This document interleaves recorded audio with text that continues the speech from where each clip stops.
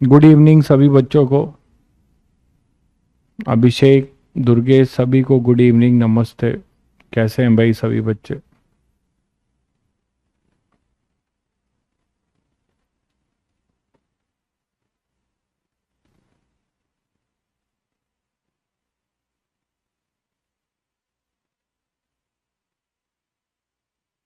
रजत, गणेश, उत्कर्ष, प्रियांशु, प्रांजल, सभी को good evening, नमस्ते। हर्ष, रिया, ओजस्वी, चलिए सभी बच्चे जुड़ गए होंगे अब। ऑडियो वीडियो क्लियर है? ऑडियो वीडियो क्लियर है बच्चों? चलिए, तो हम लोग कोलिजन के क्वेश्चंस कर रहे थे, उसी को कंटिन्यू कर रहे हैं एप्लीकेशंस पे। मान लीजिए एक सिचुएशन लेते हैं कि हमारे पास मान लीजिए कुछ ऐसा सीन है, ऐसा आप लोगों ने देखा भी होगा।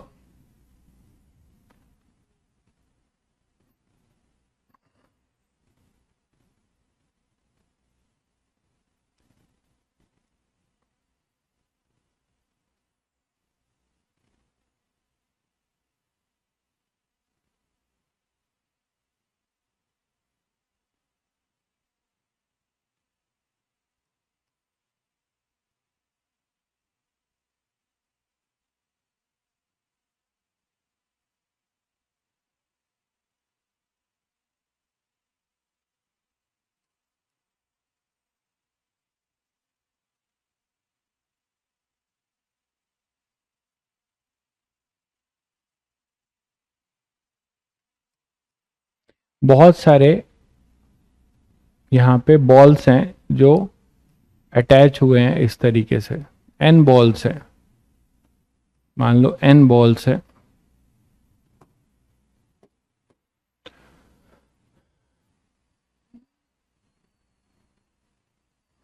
ऐसा है, यहाँ पे मान लीजिए जो बॉल है वो इससे अटैच्ड है।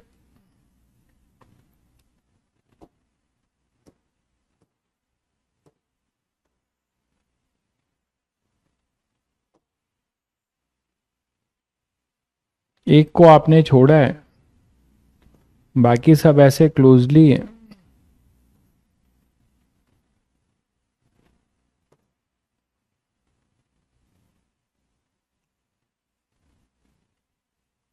ठीक है, ये सेटअप है, ऐसा सेटअप है। तो यहां से बच्चों किसी थीटा एंगल से आपने इसको पहले वाले को छोड़ दिया है। पहले वाले को आपने क्या किया है, किसी थीटा एंगल से छोड़ दिया है। ठीक है, हो सकता है आपको थीटा ना दिया जाए, आपको ये एच दिया जाए। हो सकता है आपको ये थीटा ना देकर एच दे दें। कि कितनी हाइट से आपने इसके सेंटर ऑफ मास को छोड़ा है, ऐसा भी कर सकते हैं। तो ये आपको एच दे सकते हैं, ये आपने यहां से एच हाइट से छोड़ दिया है। एच हाइट से इसका सेंटर ऑफ मास सॉरी, इसका सेंटर ऑफ मास किसी एच हाइट पे है, यहां से एच हाइट पे है। यहां से आपने इसको रिलीज कर दिया। ये फर्स्ट बॉल है, ये अपने पास सेकंड बॉल है, ये थर्ड है, और ये अपना एनथ बॉल है। ये अपना एनथ बॉल है। तो आपको बताना है, आपको बताना है कि what is the velocity of nth ball. ठीक है, what is the velocity of nth ball.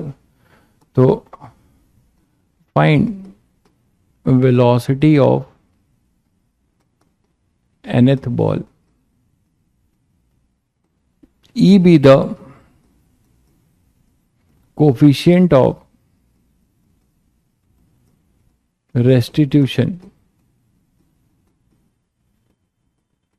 between each collision, है ना? E be the coefficient of restitution between each collision. ठीक है, तो अब यहां से जब इसे छोड़ोगे तो सभी बच्चों को पता है कि ये क्या होगा, यहां पर आएगा और इससे हिट करेगा, ठीक है। तो फर्स्ट और सेकंड के बीच में अगर देखा जाए, अच्छा अगर ये इलास्टिक कोलिजन होता तो आपके लिए कोई क्वेश्चन ही नहीं होता।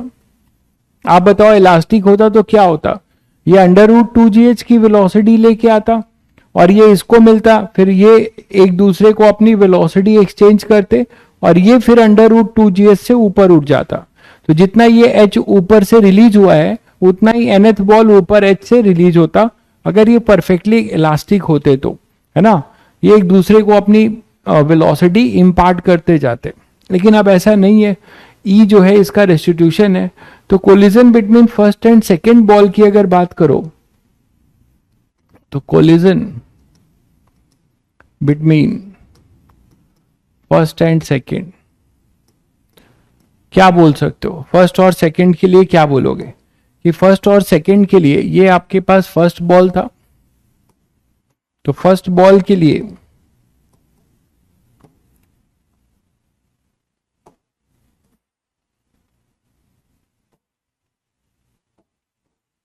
जैसे ये फर्स्ट बॉल V से आएगा और ये तो रुका हुआ है अभी, उसके बाद क्या होगा, उसके बाद इनकी कुछ वेलोसिटी मान लेंगे हम, इनकी कुछ वेलोसिटी मान लेंगे आफ्टर कोलिजन, है ना।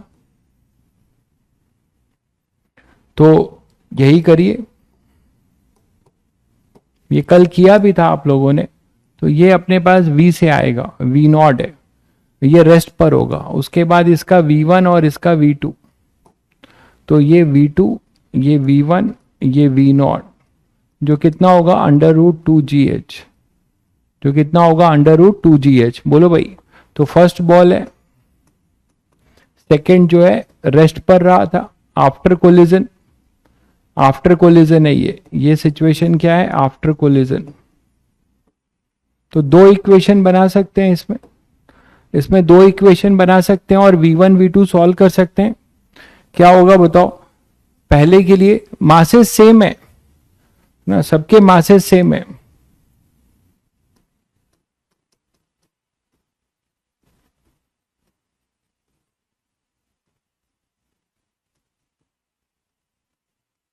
All balls have same mass. तो क्या लिखेंगे,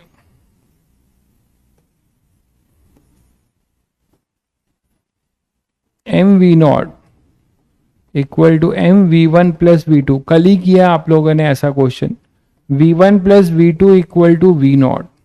और एक ई की इक्वेशन लिखेंगे, relative speed of separation. Separation में हमेशा आगे वाले को देखते हैं पीछे वाले के रिस्पेक्ट में, पीछे वाले को रोके इसकी वेलोसिटी इसको दोगे डायरेक्शन अपोजिट करके, तो v2 minus v1 upon approach, तो ई v0 equal to v2 minus v1। कल ही किया था ना हम लोगों ने, याद आया सभी को। तो हम यहां से v2 और v1 निकाल लेंगे, यहां से हम लोग v2 और v1 निकाल लेंगे। v2 और v1 देखिए क्या आ रहा है, v2 और v1 क्या आ जाएगा, एक बार ऐड कर लीजिए, एक बार सब्ट्रैक्ट कर लीजिए। तो एक बार जब ऐड करेंगे तो आपको क्या मिल जाएगा, v2 मिल जाएगा। तो v2 आ जाएगा e प्लस 1 v0 बाई 2 और v1 क्या मिला था 1 माइनस ई v0 बाई 2। देख लीजिए, एक बार ऐड किया, एक बार ऐड कर दीजिए तो v2 मिल जाएगा, एक बार सब्ट्रैक्ट कर दीजिए। तो अगर सब्ट्रैक्ट करेंगे आप तो आपको क्या मिलेगा,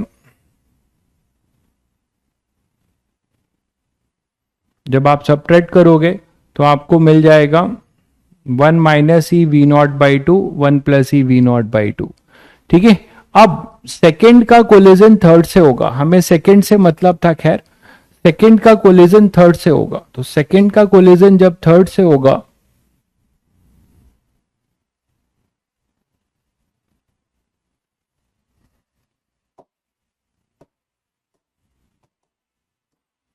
सेकंड बॉल का कोलिजन थर्ड से होगा, तो थर्ड बॉल बिफोर कोलिजन क्या सिचुएशन होगी, before collision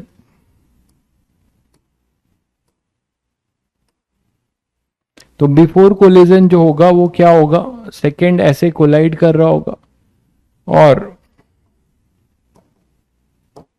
third ball rest पर होगा। यही ना भाई। आफ्टर कोलिजन क्या होगा, दोनों अलग अलग वेलोसिटी से मूव करेंगे, वो हमें नहीं पता, तो कुछ हमें यहाँ पे नया मानना पड़ेगा, अननोन। ये V2 होगा, इसे कुछ हम लोग V2 डैश और इसे हम V3 ले सकते हैं आफ्टर कोलिजन। ठीक है, तो यहां पे अपने पास V2 की वैल्यू क्या होगी, V2 तो निकाल ही सकते हो, यहां पे ये सभी मासेस सेम है, तो बच्चों फिर एक सेम इक्वेशन बनाओगे। ये सेकेंड बॉल है, ये अपना थर्ड बॉल है, ये अभी रेस्ट पर है। आफ्टर कोलिजन क्या होगा, आफ्टर कोलिजन जो है सेकेंड बॉल ये है और ये थर्ड बॉल है। बोलो, तो दो इक्वेशन यहां पे भी बना सकते हो, एक लीनियर मोमेंटम कंजर्वेशन की और एक ई की। तो लीनियर मोमेंटम कंजर्वेशन की इक्वेशन क्या हो जाएगी, देखो mv2 is equal to mv2 dash plus mv3 dash, mv3 m तो कैंसिल हो गया, तो v2 is equal to v2 dash plus v3। और एक इक्वेशन हम बना सकते हैं ई की, e is equal to v3 minus v2 dash upon में v2, तो e v2 is equal to v3 minus v2 dash. हमें v3 चाहिए, हमें आगे की वैल्यू चाहिए, है ना, हमें आगे की वैल्यू चाहिए बच्चों। तो यहां से इन दोनों से आप सीधे सीधे क्या करो, ऐड कर दो, तो आपको यहां से v3 मिल जाएगा। एडिंग करोगे तो आपको v3 मिल जाएगा, हमें आगे की वैल्यू चाहिए ना, तो v3 क्या हो जाएगा, e प्लस 1 v2 बाई में 2, और v2 क्या था बच्चों, e प्लस 1 बाई 2, और v2 आपने अभी क्या निकाला था, e plus 1 by 2 v1 v naught. v2 अपने पास क्या था, e plus 1 by 2 into v naught, यही तो v2 था। बोलो, तो शायद सभी बच्चों को कुछ अब जनरलाइज रिजल्ट आ रहा है क्या, e प्लस 1 बाई 2 का whole square into v naught, e plus 1 का whole square into v naught, ये क्लियर हुआ।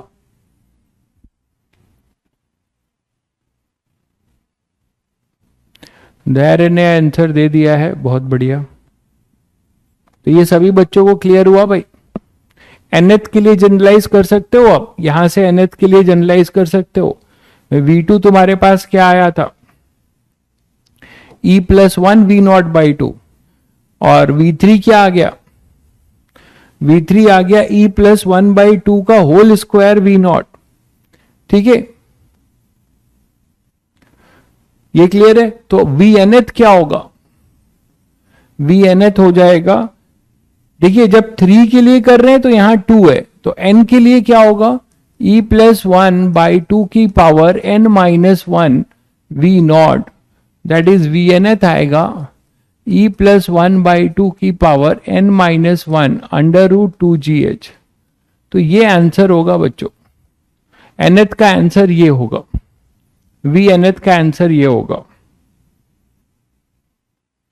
चेक कर लीजिए सभी लोग, तो vnth का आंसर अपने पास ये आएगा। ठीक है, 3 के लिए 2 का पावर है, 1 के लिए 2 के लिए 1 का पावर है, वी नॉट तो कॉमन रहेगा, वी नॉट तो कॉमन रहेगा। ये क्लियर हो गया होगा सभी को। चलिए आगे बढ़े भाई। नेक्स्ट क्वेश्चन इसी तरीके से एक करते हैं। मान लीजिए हमारे पास एक बॉल है, ये ग्राउंड है अपना,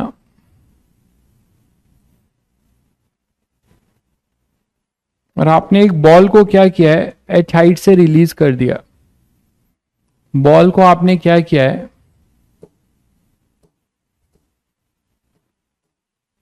एच हाइट से रिलीज कर दिया। तो बॉल को आपने एच हाइट से यहां से रिलीज किया है,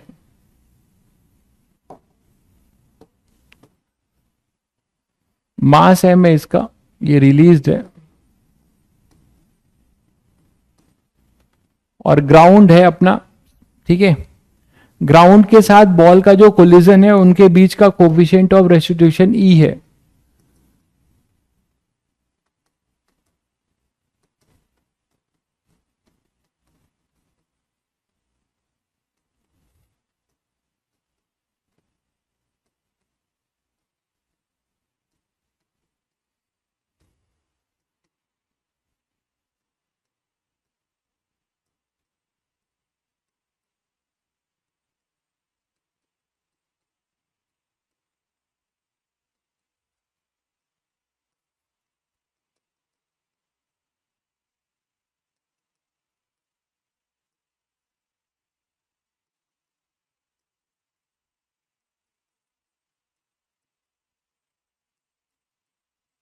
Find the impulse imparted by ground on the ball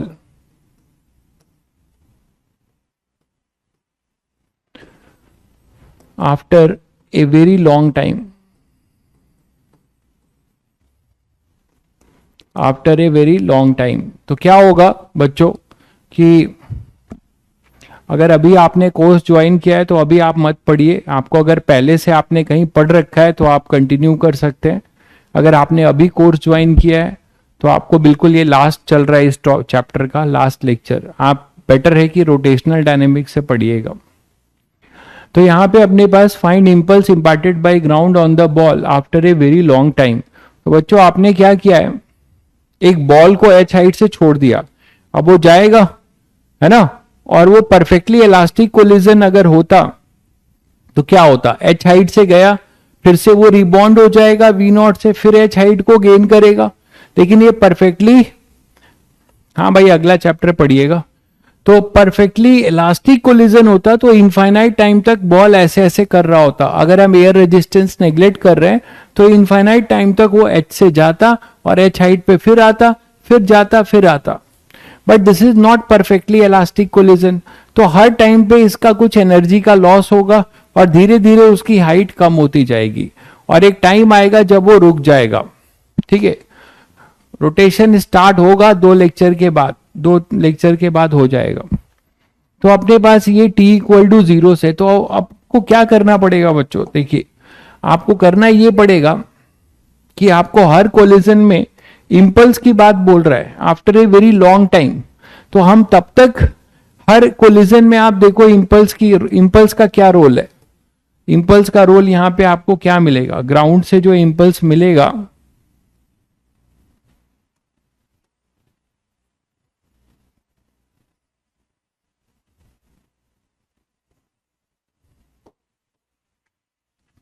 collision होगा, जस्ट बिफोर कोलिजन ये आ रहा होगा, ये ड्यूरिंग कोलिजन होगा,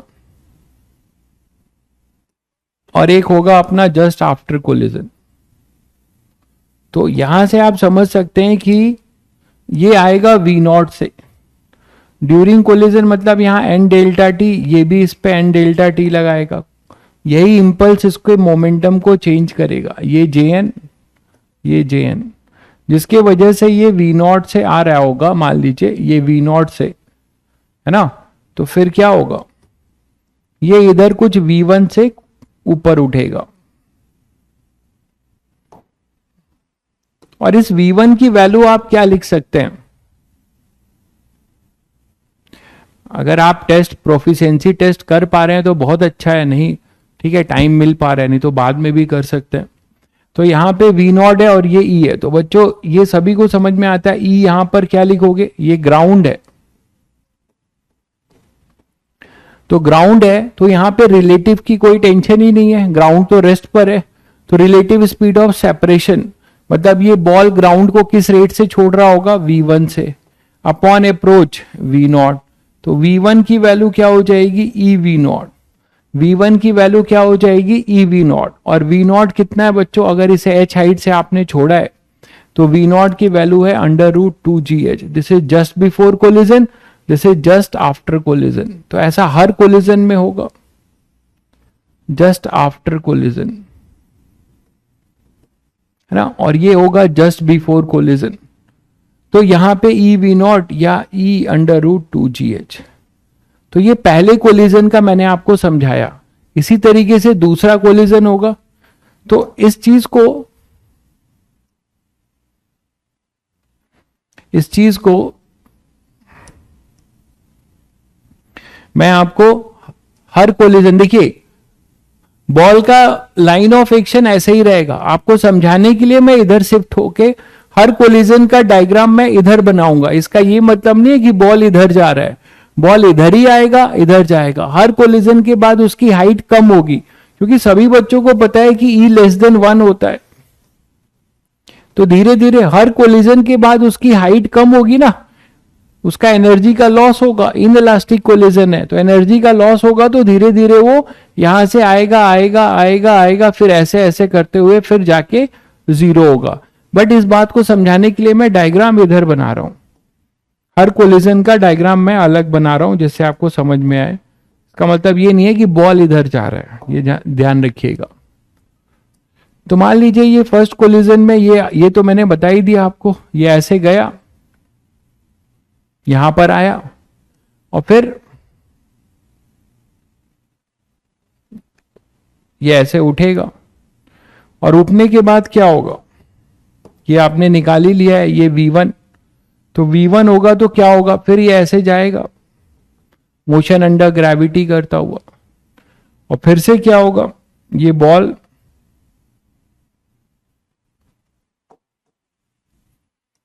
बॉल फिर से क्या होगा, यहां आ जाएगा। बोलो, उसके बाद फिर क्या होगा, फिर ये यहां से उठेगा और फिर ये यहां पर आएगा। इस तरीके से कोलिजन होता जाएगा, समझ गए होंगे। तो ये हुआ जस्ट, ये सेकेंड कोलिजन के पहले का स्टेज होगा, जस्ट बिफोर सेकेंड कोलिजन। जैसे जस्ट आफ्टर सेकेंड कोलिजन, तो फिर से ये थोड़ा और कम हो जाएगा इसकी हाइट, और ये यहां पर आएगा। बोलो, तो इस तरीके से वेरी लॉन्ग टाइम का मतलब क्या हुआ, इनफाइनाइट टाइम्स, एन टाइम्स नहीं भाई, वेरी लॉन्ग टाइम का मतलब चलता जाएगा।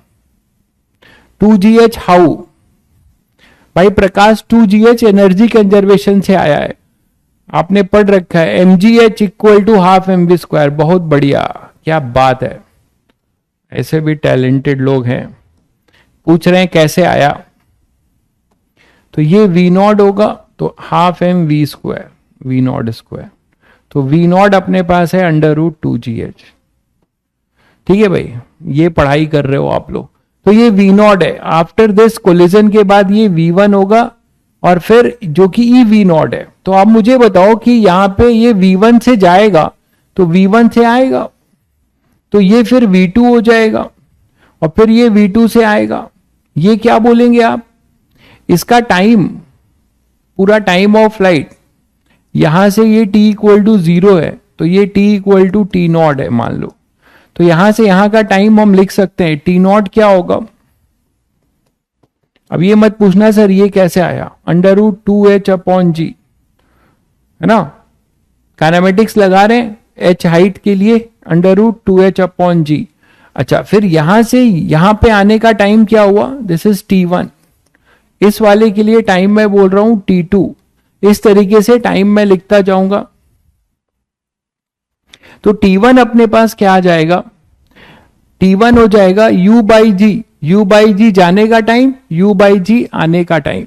तो मुझे ये बताओ बच्चों की T1 क्या लिखोगे, ये है क्या, just after first collision, this is just before first collision. ये है अपने पास सेकेंड कोलिजन के बाद।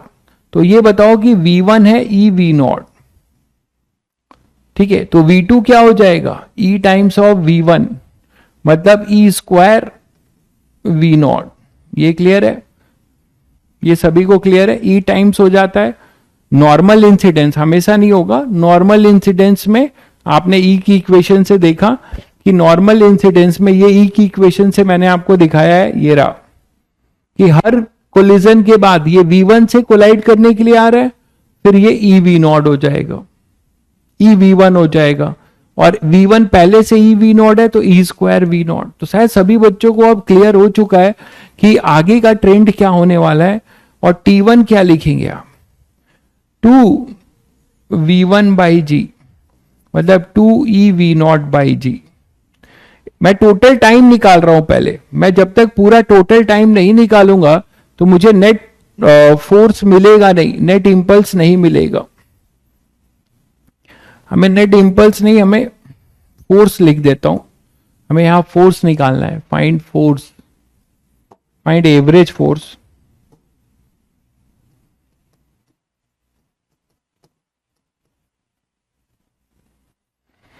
ठीक है, तो यहां पे अपने पास T1 हो गया, ई वी नॉट, ये सबको क्लियर हो गया होगा आई थिंक। ठीक है, इसी तरीके से ये इसके लिए जो टाइम होगा वो T2, T2 क्या हो जाएगा, वो हो जाएगा 2v2 by ji, 2u by जी, और v2 को लिख सकते हैं 2e square v naught by G. तो सभी बच्चों को क्लियर है कि टोटल टाइम ऑफ फ्लाइट क्या होगा, टोटल इनफाइनाइट कोलिजन होगा, इनफाइनाइट कोलिजन होगा, बहुत लंबे समय का मतलब इनफाइनाइट कोलिजन होगा, और इसके लिए आप टोटल टाइम ऑफ फ्लाइट लिख सकते हो। टोटल टाइम होगा जब तक ये रुके ना, ये यहां पर ऐसे ऐसे करते हुए जब तक रुके ना तब तक ये करता रहेगा। ठीक है, चलिए तो बताइए क्या होगा, टी नॉट, यहां से कहानी शुरू हुई है, तो T not plus T1 plus T2 plus T3 dot dot dot infinite चलेगा। तो टी नॉट को लिखेंगे, टी नॉट को आप लिखेंगे under root 2h upon G, plus T1 क्या हो जाएगा, T1 अपने पास है 2e V naught by G, 2e V naught by G plus 2e square V naught by G plus 2e cube V naught by G. ऐसा ही चलेगा भाई, बोलो ऐसा ही चलेगा। ठीक है, अब देखो कि कुछ सीरीज वीरीज बन रही है क्या, तो इनफाइनाइट जीपी की सीरीज मुझे दिख रही है,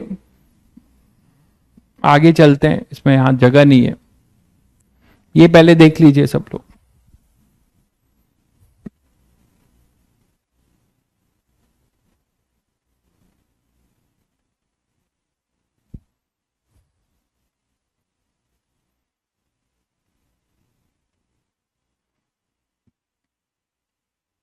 ठीक है, चलिए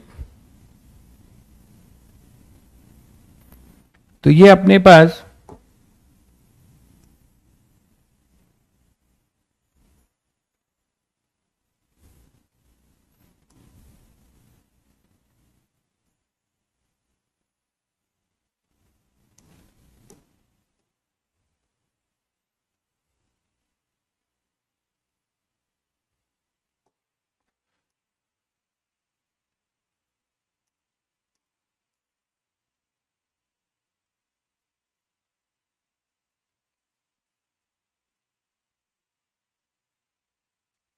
कितना आ जाएगा, तो यहां से मैं कॉमन ले रहा हूं, देखो अंडर रूट 2h बाई जी, यहां मैं कॉमन ले रहा हूं 2e वी नॉट बाई जी को कॉमन ले लिया, तो 1 plus E square dot dot ये इनफाइनाइट। ठीक है, तो ये 2h अपॉन जी अंडर रूट 2, अब जरा ध्यान से देखिएगा, 2e by ji, we not को मैंने क्या लिखा है, वी नॉट सभी को पता है क्या था, अंडर रूट 2gh, इसकी वैल्यू यहां पुट करो अंडर रूट 2gh, और इसका सम इनफाइनाइट का 1 अपॉन 1 माइनस ई, ये तो सबको पता होगा इनफाइनाइट जीपी, जी को एडजस्ट करो यहां पे, तो under root 2h upon G plus G को अंदर ले जाओ, तो 2e under root 2h upon G 1 upon 1 minus E, यहां से फिर कॉमन ले जाओ अंडर रूट 2h अपॉन जी, हमारे पास क्या आएगा 1 प्लस 2e अपॉन 1 माइनस ई, तो t आ रहा है, टोटल टाइम आएगा जब ये रुकेगा, वो टाइम आ रहा है हमारे पास 1 plus E upon 1 minus E.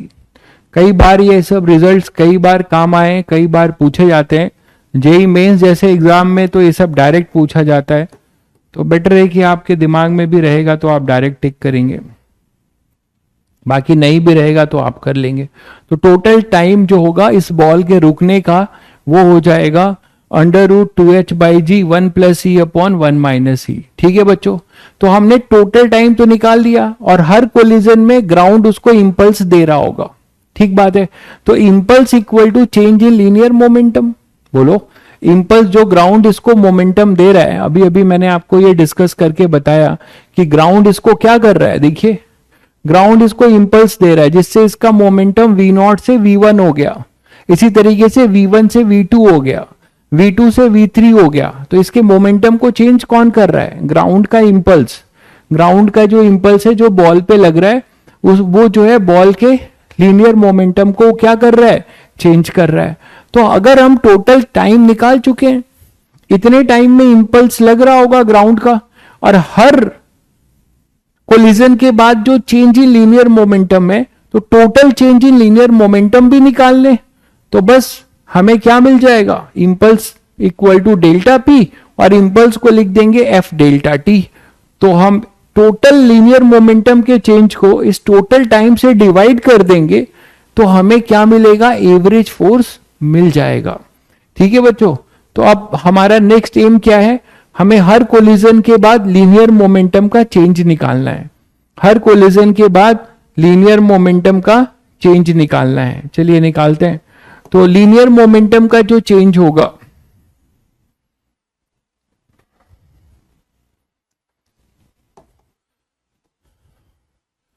Total change in linear momentum,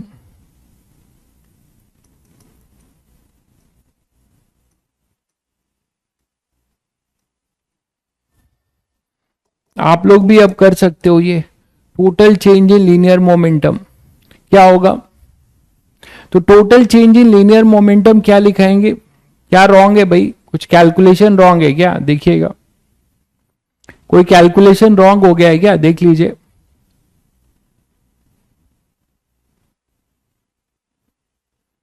कोई कैलकुलेशन रॉन्ग है क्या?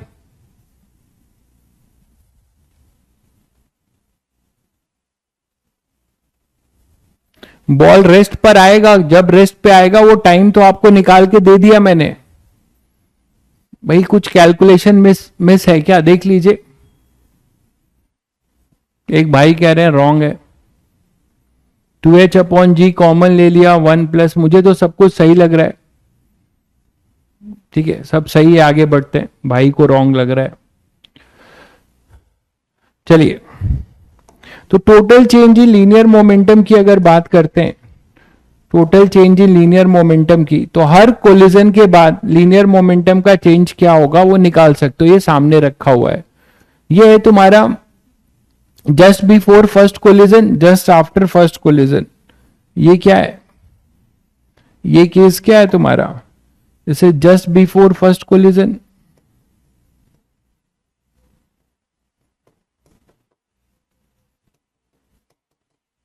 और ये क्या है? Just after first collision.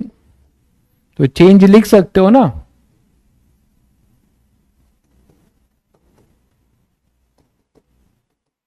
तो लीनियर मोमेंटम का चेंज क्या होगा? ये होगा अपने पास total change in linear momentum equal to impulse, है ना? Equal to impulse. तो पहले डेल्टा P1 की बात करें, तो डेल्टा P1 हम क्या लिखेंगे? Change in linear momentum during first collision, वो होगा mv1 माइनस और माइनस mv0। तो ये अपने पास आ जाएगा mv1 प्लस v0, और बच्चों ये हो जाएगा mv1 है तुम्हारे पास ev0 प्लस v0, तो कितना आ जाएगा? mv0 e plus 1, mv0 e plus 1। LMC conservation नहीं कर रहा हूं मेरे भाई। लीनियर मोमेंटम में कंजर्वेशन कहां कर रहा हूं?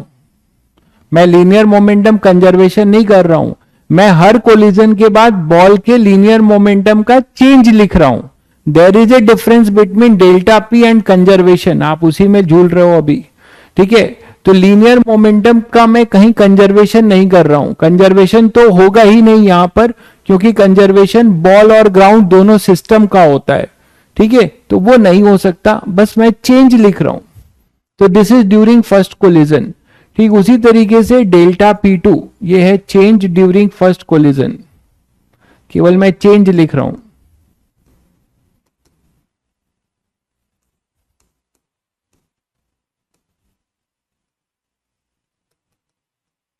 During first collision.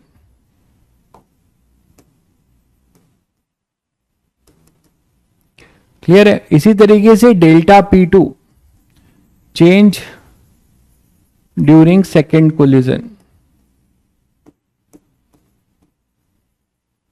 क्या मिलेगा बच्चों बताइए?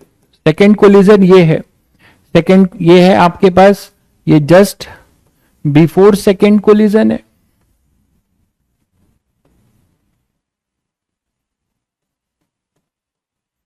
और ये आपका जस्ट आफ्टर सेकेंड कोलिजन है।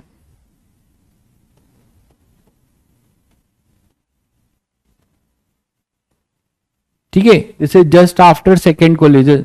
तो अब आप चेंज लिख सकते हो, सेकेंड कोलिजन के बाद क्या है, MV2, तो ये लिखोगे MV2, ऊपर है तो प्लस, फिर माइनस, ये नीचे है तो माइनस MV1। बहुत बच्चे यहां पे माइनस कर देते हैं, वो जल्दीबाजी में गलती करते हैं, ये माइनस और माइनस में वो केवल माइनस लिख देते हैं, वो ये भूल जाते हैं कि मोमेंटम एक, ये प्लस जे कैप है, ये माइनस जे कैप है, मैंने जे कैप नहीं लिखा है बस। ठीक है, तो ये अपने पास हो जाएगा MV2 plus V1, V2 plus V1,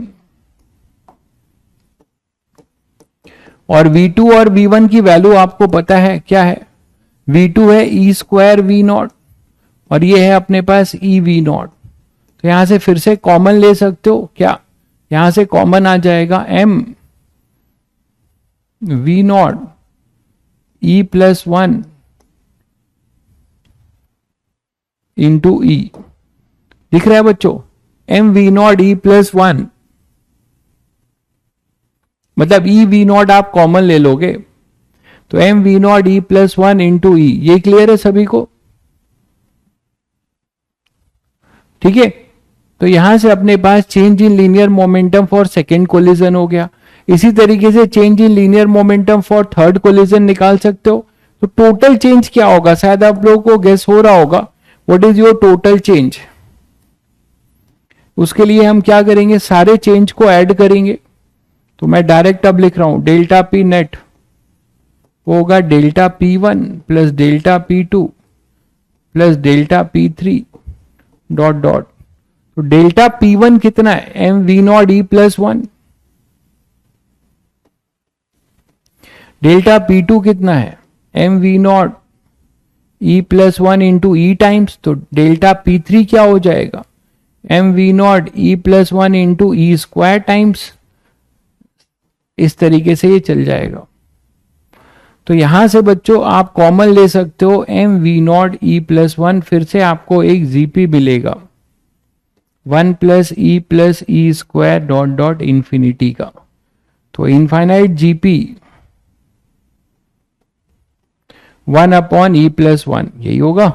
तो यहां पे आ जाएगा E माइनस 1। एक मिनट, हाँ, 1 अपॉन 1 माइनस R, ये है ना कॉमन रेशियो, E हो जाएगा। तो ये E माइनस 1 ही हो जाएगा। यहां तक क्लियर है सभी को? यहां तक सभी को क्लियर है? बिल्कुल सही आंसर है आपका, धैर्य, बहुत बढ़िया। तो M V0 E plus 1 upon E minus 1, ये हुआ बच्चों चेंज, ये अपने पास हो गया चेंज इन लीनियर मोमेंटम। तो what is the average force, average force क्या होगा, F एवरेज होगा delta P net upon delta T, है ना। और इसको आप ऐसे भी लिख सकते थे √2GH करके। तो फाइनली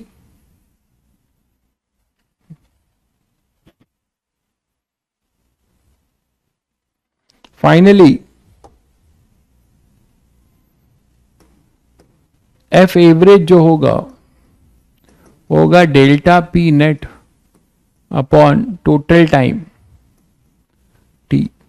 बोलो भाई, तो इसको निकाल लीजिए, देख लीजिए क्या आ रहा है। ये था M V0 E plus 1 upon E minus 1 upon में T क्या था, √2H upon G 1 plus E upon 1 minus E, ये 1 माइनस E होगा ना।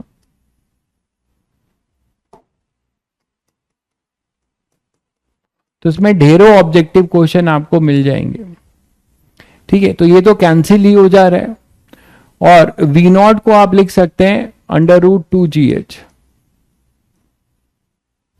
तो आप देख लो क्या आ रहा है, m√2GH इंटू G/2H। तो F एवरेज आपको एक कितना छोटा फोर्स मिलता है, mg मिलता है इतने मेहनत के बाद। तो एवरेज फोर्स इनफाइनाइट कोलिजन में mg होगा, एवरेज फोर्स इनफाइनाइट कोलिजन में mg होगा। एक भाई G√G निकाल के बैठा हुआ है, बहुत टैलेंटेड लोग हैं यहाँ पे, नो डाउट। तो एफ एवरेज होगा यहाँ पे mg। ठीक है, वो ये भी भूल जा रहा है कि डायमेंशन भी नाम की चीज होती है। एफ लिख रहा है G√G, ये उसका आंसर आ रहा है। अरे भाई डायमेंशन भी तो कोई चीज होती है, ऐसे ही गलत है दिख रहा है। तो एफ एवरेज होगा अपने पास अंडर mg। तो बच्चों आपसे इसमें कई सारे ऑब्जेक्टिव क्वेश्चन पूछे जा सकते हैं। आपसे नेट चेंज पूछा जा सकता है, डेल्टा पी जो नेट आया था यही आपसे पूछ ले केवल, तो वो हो जाएगा m√2h/g v0, m v0 e+1/e-1। अरे ये e-1 क्यों होगा यार, 1 माइनस ही होगा ना, लेस देन है।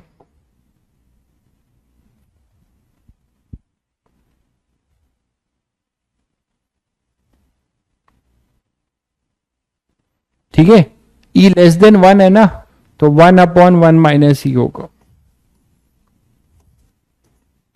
तो ये भी एक आपको एक्सप्रेशन कहीं पूछा जा सकता है।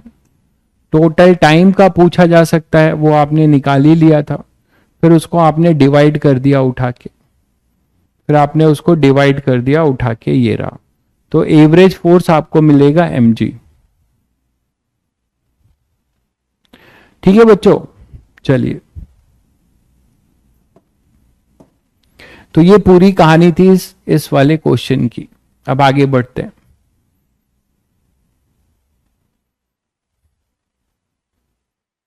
नेक्स्ट बात करते हैं ऑब्लिक कोलिजन पे।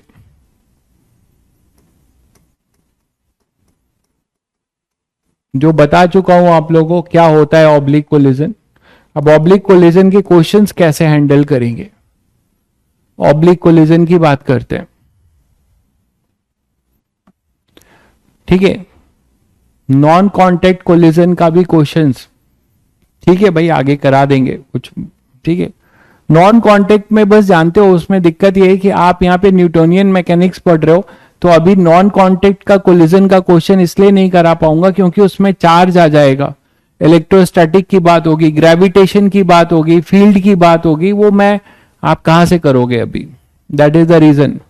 तो ऑब्लिक कोलिजन यहाँ पे मैकेनिक्स में आपको तो एक्चुअल कोलिजन ही मिलेगा, बॉडी फिजिकली होंगी, है ना। तो ऑब्लिक कोलिजन में क्या करेंगे बच्चों, ऑब्लिक कोलिजन में आपको कुछ बातें ध्यान रखनी है कि कुछ इंपॉर्टेंट पॉइंट्स।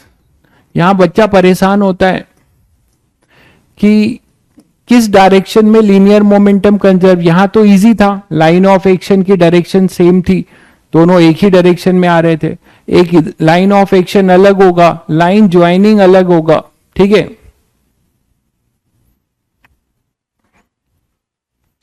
आई नहीं लिखा है, ओ भाई साहब लिख लो भाई, आई भी लिख लो। ठीक है, अच्छी बात है, नजर आपकी है बोर्ड पर। तो इंपॉर्टेंट पॉइंट्स थोड़ा सा ध्यान रखिएगा जो आपको क्वेश्चन सॉल्विंग में आपको बहुत मदद करेगी, वो ये है रिगार्डिंग ऑब्लिक कोलिजन। पहला पॉइंट ये है कि linear momentum conservation always along common normal के अबाउट आप लीनियर मोमेंटम कंजर्व करेंगे। दूसरा इंपॉर्टेंट पॉइंट है कि if along common tangent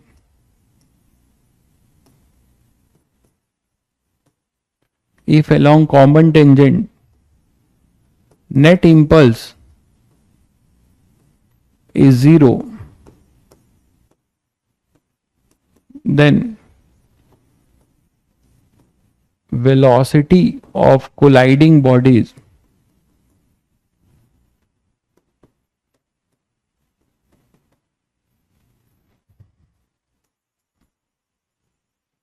along common tangent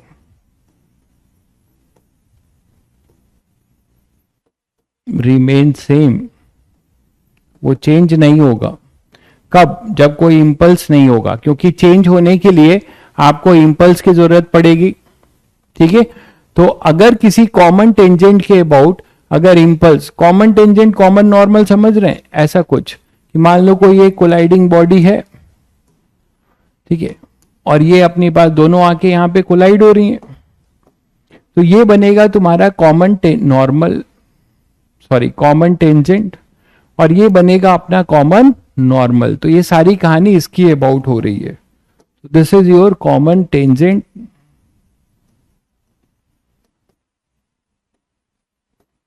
और ये है तुम्हारा कॉमन नॉर्मल. और ये कैसे पता चलेगा कि कौन कॉमन टेंजेंट है, कौन कॉमन नॉर्मल है? ड्यूरिंग कोलिजन, जब दोनों को कोलाइड कराओगे उस समय ड्रॉ कर लेना कि कौन सा कॉमन टेंजेंट है, कौन सा कॉमन नॉर्मल है. हम एक पार्टिकल के लिए पढ़ रहे हैं, ठीक है. अगर कोई ऐसा भी हो सकता है कि एक बॉल और एक वेज का भी कोलिजन है, वो भी देखेंगे. तो ये जनरल थ्योरी ही बताई जा रही है. तो ये ध्यान रखिएगा कि along common tangent remain same, net impulse is 0, then velocity of colliding body along common tangent remain same just before and just after collision. ये भी एक बहुत इंपॉर्टेंट पॉइंट है.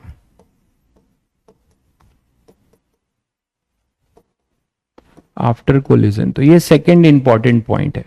तो इसका मतलब ये हुआ कि अब लीनियर मोमेंटम की कंजर्वेशन हमेशा कोई कमेंट करके बताएगा कि मैंने क्यों ऐसा लिख दिया है कि हमेशा हम कॉमन नॉर्मल के अबाउट लीनियर मोमेंटम कंजर्व करेंगे. प्लीज कमेंट, ऐसा मैंने क्यों लिखा है.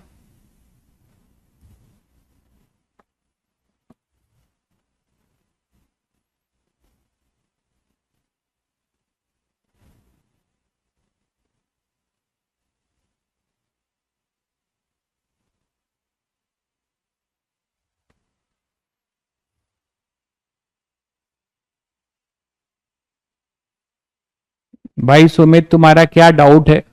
बकवास डाउट अब मैं इंटरटेन नहीं कर सकता. जो चीज बताया जाता है आप वही पूछते हो, सर ये फिर से बता दो, तो उसके लिए सॉरी.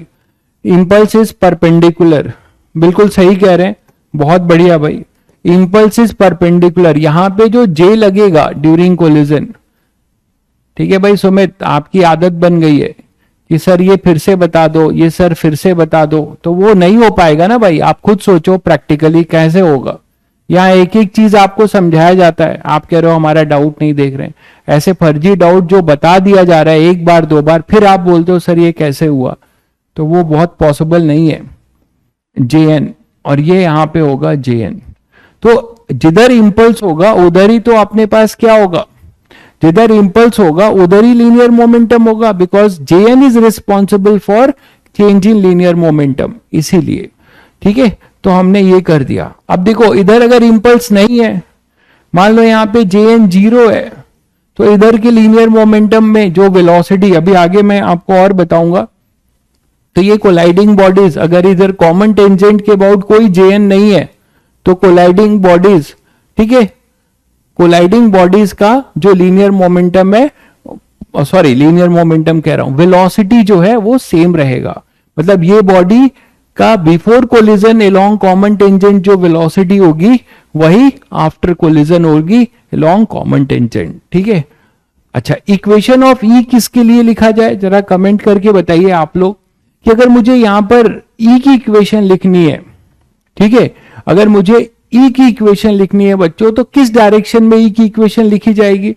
सभी को पता है कि अप्रोच कोलाइड करने के लिए और कोलाइड करने के बाद दूर जाने के लिए कॉमन नॉर्मल वाली वेलोसिटी तो रिस्पॉन्सिबल होगी. तो always equation of E along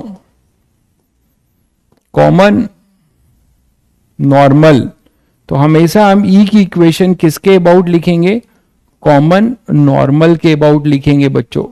तो ये 3 इंपॉर्टेंट पॉइंट है जिसको अपने दिमाग में एकदम छाप लीजिए, ठीक है। सारा क्वेश्चन इसी पे सॉल्व होगा, सारा क्वेश्चन इन्हीं ऑब्लिक कोलिजन का सारा क्वेश्चन इन्हीं 3 पॉइंट पे बेस्ड है। बाकी लीनियर मोमेंटम कंजर्वेशन आपको पता ही है और ई की इक्वेशन लिखना आता है, ठीक है। चलिए करते हैं। तो एक जनरल केस ट्राई करता हूं जिससे कि आपको इक्वेशन लिखना सिखा दूं ऑब्लिक कोलिजन में। देखते हैं।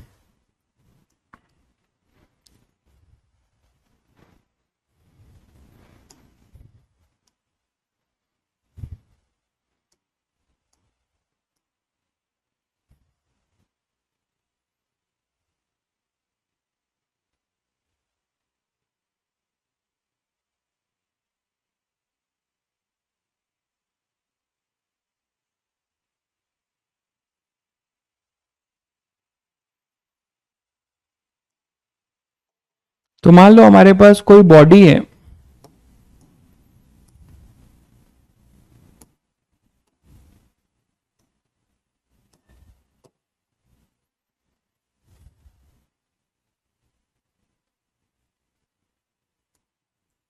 और ये दोनों कोलाइड होने को जा रहे हैं,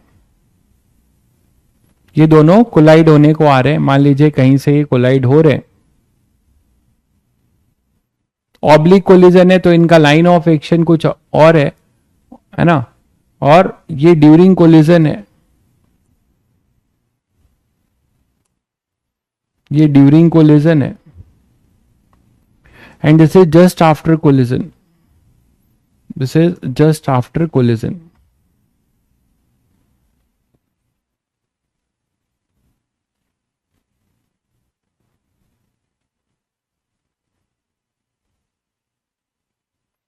तो क्वेश्चन ये है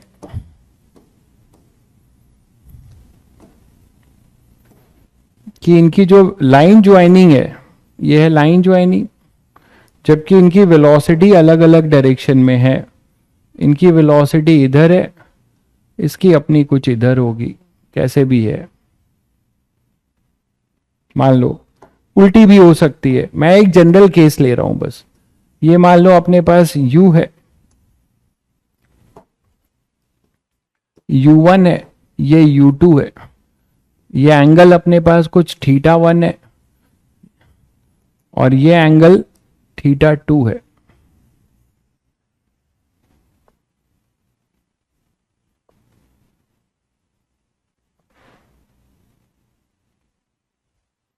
ये एंगल अपना θ2 है, ठीक है। ये है तुम्हारा क्या, जस्ट बिफोर कोलिजन।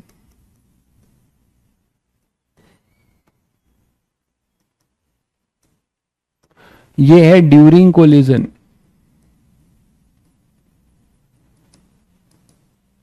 ठीक है। और ये अपने पास है जस्ट आफ्टर कोलिजन, ये अपने पास है जस्ट आफ्टर कोलिजन। ये क्लियर है बच्चों। अब आप क्या कर रहे हो, ये v1 v2 कोलाइड कर गए, तो इसमें कॉमन टेंजेंट और कॉमन नॉर्मल गेस कर सकते हो। ये तुम्हारा कॉमन टेंजेंट होगा, ये कॉमन नॉर्मल होगा। तो ड्यूरिंग कोलिजन के स्टेटस से आप क्या करोगे, कॉमन नॉर्मल और कॉमन टेंजेंट,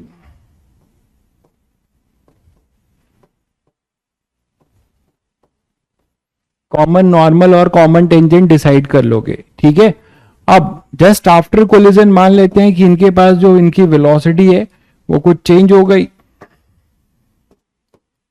और वो कुछ किसी भी डायरेक्शन में ले सकते हो आप, कैसे भी ले सकते हो। मान लो ऐसे जाने लगा, कैसे भी ले सकते हो कि आफ्टर कोलिजन ये कुछ हो गया अपने पास v1 और ये हो गया v2 और ये हो गया अल्फा और ये हो गया बीटा। बस मैंने जनरल दिया है, ये m1 है, ये m2 है। तो बस इक्वेशन लिखना सीखेंगे यहां से, m1 m2।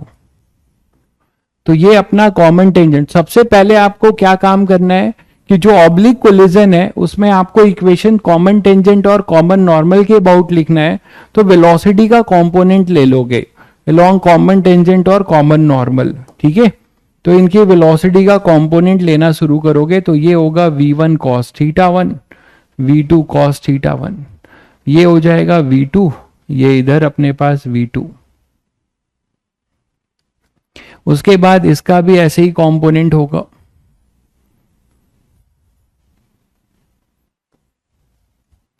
ठीक है। तो आप इनका कंपोनेंट लोगे, हाँ एंगल भी बदल जाएगा, बिल्कुल बदल जाएगा। ये तो कहीं भी जा सकते हैं, मैंने तो बस एक सिंपल एक सिनेरियो लिया है, ये कहीं भी जा सकते हैं, एंगल भी बदल जाएगा, ठीक है। तो ये जनरल लिया है। तो इक्वेशंस लिखने के लिए पहले कंपोनेंट में ब्रेक किया, v1 cos थीटा 1, ये हो जाएगा अपने पास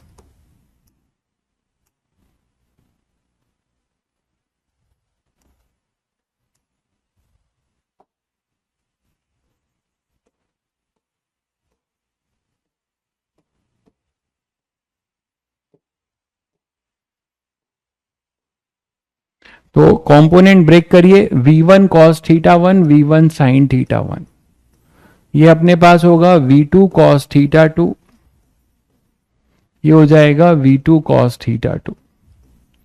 ये तो ड्यूरिंग कोलिजन, फिर यहां पे चेंज हो गया आफ्टर कोलिजन, ये हो जाएगा v1 sin अल्फा,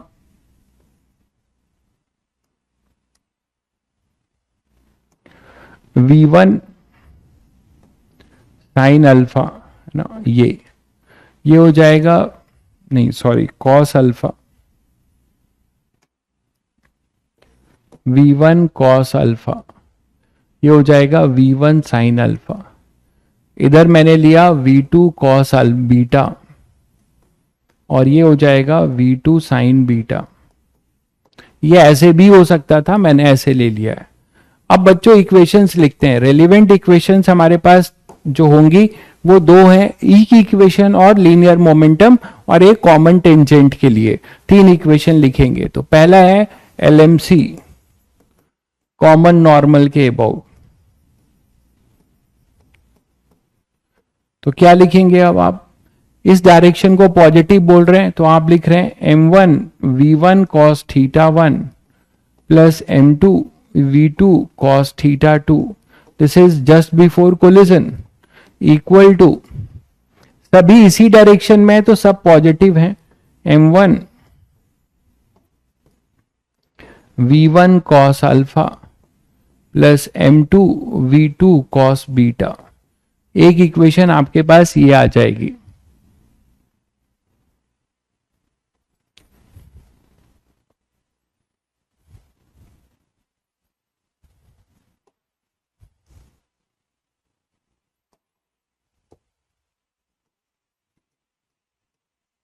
ठीक है भाई, तो ये आ जाएगा। अब ई की इक्वेशन लिखते हैं, इक्वेशन ऑफ ई,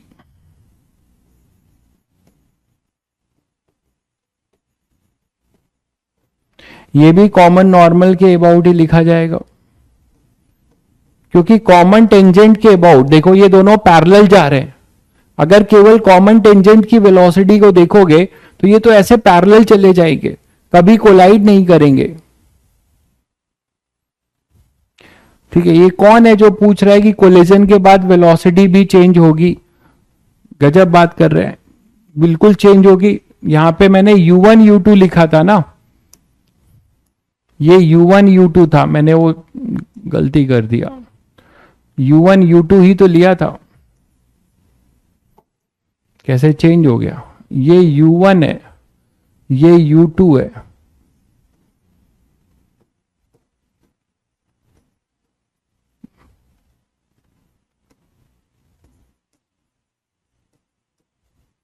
तो यहां पे अपने पास ये u1 आएगा, बिल्कुल चेंज होगी, इंपल्स मिल रहा है।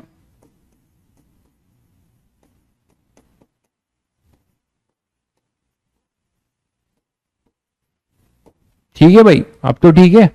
चलिए, तो इक्वेशन कॉमन नॉर्मल के अबाउट क्या लिखा जाएगा? E इक्वल टू, हमेशा अलोंग कॉमन नॉर्मल देखेंगे तो रिलेटिव स्पीड ऑफ सेपरेशन में आइए, सेपरेशन में कॉमन नॉर्मल के about v2 cos beta v1 cos alpha, इसको रोकेंगे, इसकी वेलोसिटी इसको देंगे डायरेक्शन अपोजिट करके। तो E की इक्वेशन क्या लिखेंगे बच्चों? v2 cos beta minus v1 cos alpha, ये सेपरेशन हो गया। अपॉन में अप्रोच क्या होगा, ये देखिए अप्रोच में बताया था पीछे वाला ये कोलाइड तभी कर पाएगा जब u1 cos theta 1 u2 cos theta 2 से ज्यादा होगा, तभी कोलिजन पॉसिबल होगा, नहीं तो कोलिजन कभी नहीं हो पाएगा, ये तो आप जानते हो। तो हम ऐसा मान रहे हैं कि कोलिजन होने के लिए आपने क्या किया है, u1 cos थीटा 1, ठीक है, और ये u2 cos थीटा 2, तो इसको आप जो है इसको आगे वाले को रोकोगे और इसकी वेलोसिटी इसको दोगे अपोजिट डायरेक्शन में, तो किस रेट से इसके रिस्पेक्ट में किस रेट से इसको हिट करेगा, u1 cos theta 1 minus u2 cos theta 2, ठीक है। तो ये बस जनरल प्रैक्टिस के लिए, इतना जनरल नहीं आएगा, ठीक है। ये इक्वेशन ऑफ ई। अब एक इक्वेशन आपके पास क्या होगा, कॉमन टेंजेंट के अबाउट, तो इक्वेशन अलोंग कॉमन टेंजेंट क्या लिखोगे,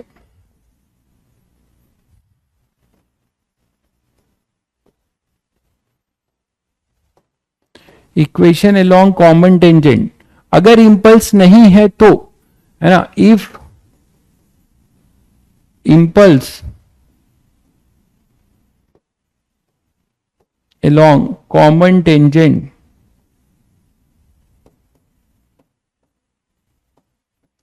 इज जीरो, पूरा इंपल्स आप तो देख ही रहे हैं कि इंपल्स जो लगेगा वो क्या लगेगा, इधर एन डेल्टा टी और इधर लगेगा एन डेल्टा टी, इंपल्स के नाम पे यही तो लगेंगे भाई, यहां लगेगा एन डेल्टा टी, ये जे एन होगा, यहां पे जे एन लगेगा एन डेल्टा टी, इधर कोई भी इंपल्स नहीं है, जे जीरो है इस डायरेक्शन में, तब आप लिख पाएंगे, जे आपका जीरो होगा इस डायरेक्शन में तब आप लिख पाएंगे। क्या लिखेंगे जरा बताइए, इस बॉल 1 की वेलोसिटी है u1 sin थीटा 1 और आफ्टर कोलिजन इसकी है कॉमन नॉर्म टेंजेंट के अबाउट v1 sin अल्फा 1, तो आपको एक इक्वेशन मिलेगा u1 sin थीटा 1 की वैल्यू v1 sin अल्फा के बराबर रहेगा, ठीक है। u1 sin थीटा 1 की वैल्यू v1 sin अल्फा के बराबर रहेगा, कब, इस डायरेक्शन में अगर कोई भी कॉमन टेंजेंट के अबाउट कोई भी अपने पास इंपल्स नहीं है तो।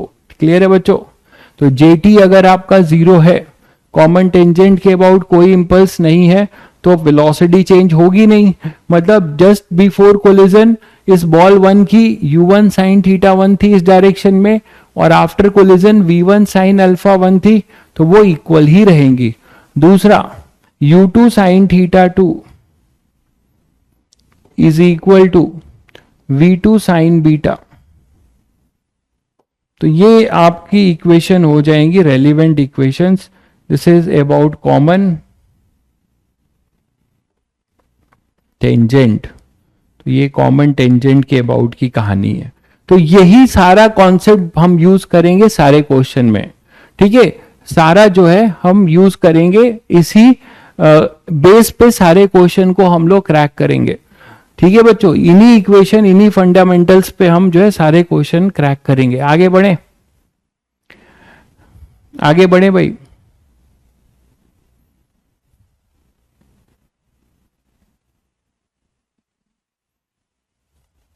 चलिए आगे बढ़ते हैं, तो इस पे एक एप्लीकेशन लेते हैं।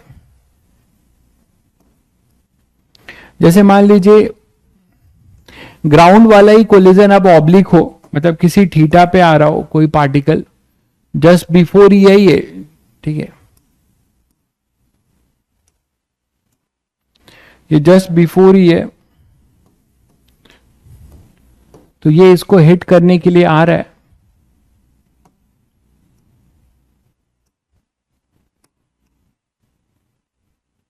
और फिर ये ऐसे चला जा रहा है just after collision.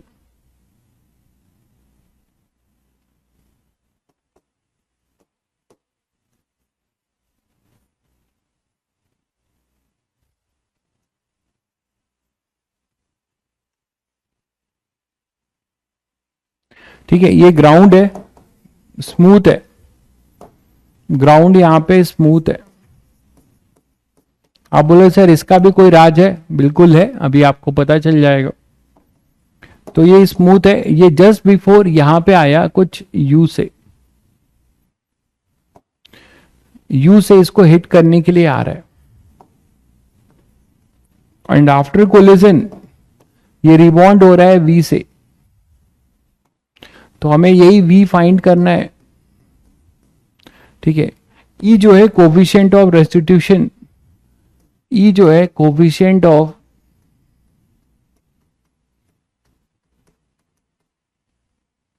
Between ground and ball, between ground and ball. मैं बार बार आप लोगों को यह चीज बता रहा हूं कि जस्ट बिफोर कोलिजन की बात हो रही है, नेगेटिव नहीं होगा, नहीं, हमने वहां स्पीड लिखा है भाई, हमने दोनों के स्पीड को इक्वल किया है, तो उसमें नेगेटिव होने की क्या मतलब है? वेक्टर लिखेंगे तब आप माइनस जे कैप लिखेंगे, हमने तो बस उसमें स्पीड जो है इक्वल किया है। तो यहां पर अब ये देखो कि ये जस्ट बिफोर की बात है, ऐसा नहीं होगा कि कोलिजन के बाद जब ये ऊपर जा रहा होगा तो ग्रेविटी की वजह से रिटार्ड भी होगा, वो लंबे टाइम की बात है। हमें यहां पर केवल देखना है जस्ट बिफोर,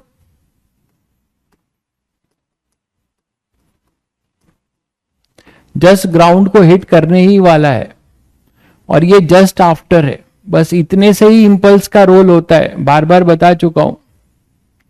तो यहां एमजी का कोई रोल नहीं होगा, इसके इंपल्स, इसके मोमेंटम को चेंज करने में, ध्यान दीजिएगा, इसके मोमेंटम को चेंज करने में एमजी का कोई रोल नहीं होगा। जस्ट बिफोर और जस्ट आफ्टर में एमजी का रोल लंबे समय में आएगा, जब ये यहां पर वी से जा रहा होगा तो इसका कुछ वीएक्स होगा, वीवाई होगा, और ये जी लग रहा होगा, ये इसको रिटार्ड कर रहा होगा। This is in the long time, this is not impulse, ठीक है। हम यहां पे कोलिजन में तभी बार बार ये वर्ड यूज होता है जस्ट बिफोर और जस्ट आफ्टर, आई थिंक सभी को क्लियर होगा, ठीक है। तो यहां पर ये एंगल से आ रहा है अल्फा से, ये एंगल है अल्फा, ये एंगल है बीटा, तो हमें अल्फा और बीटा में भी रिलेशन बताना है। क्या क्या बताना है हमें? फाइंड वी, दूसरा है relation between tan alpha and tan beta, relation between tan alpha and tan beta क्या होगा? देखिए, क्वेश्चन को हम लोग ऑब्लिक कोलिजन से करना शुरू कर रहे हैं, तो ड्यूरिंग कोलिजन के केस को देखते हैं। तो ड्यूरिंग कोलिजन में क्या होगा बच्चों? यही होगा ड्यूरिंग कोलिजन में। तो कौन कॉमन टेंजेंट बनेगा, कौन कॉमन नॉर्मल? ये होगा अपना कॉमन नॉर्मल, और ये ग्राउंड ही हो जाएगा कॉमन टेंजेंट, ये देख पा रहे हैं, ये होगा कॉमन नॉर्मल, और ये होगा अपना ग्राउंड कॉमन टेंजेंट, ग्राउंड अपना होगा कॉमन टेंजेंट, ये देख पा रहे हैं। चलिए, तो अब मुझे बताइए कि पहले तो आप लोग क्या करेंगे, इसके अबाउट इनको कंपोनेंट्स को ब्रेक करेंगे, ब्रेक कर दीजिए।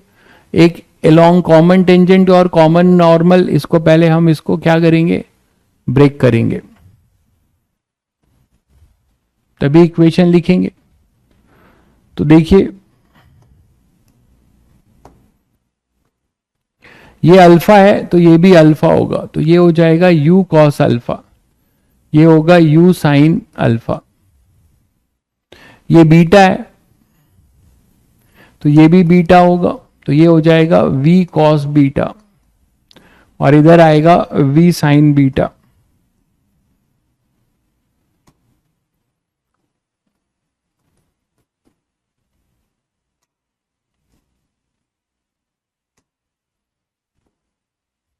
v साइन बीटा, ये क्लियर है बच्चों?